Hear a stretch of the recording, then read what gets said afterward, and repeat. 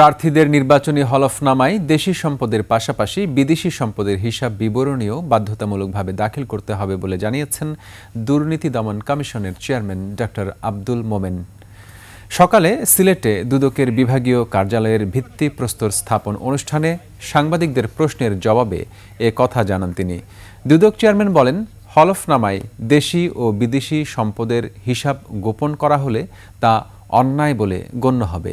এছাড়া যে সমস্ত প্রার্থীর অনুপার্জিত সম্পদ থাকবে তাদের বিরুদ্ধেও দুদক আইনানুগ ব্যবস্থা নেবে।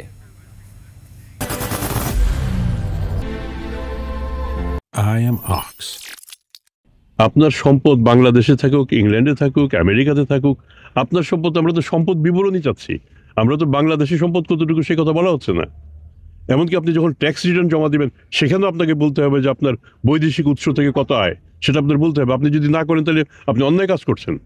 কাজেই অন্যায়কারীকে আপনারা গ্রহণ করবেন কিনা সেটা আপনাদের ব্যাপার।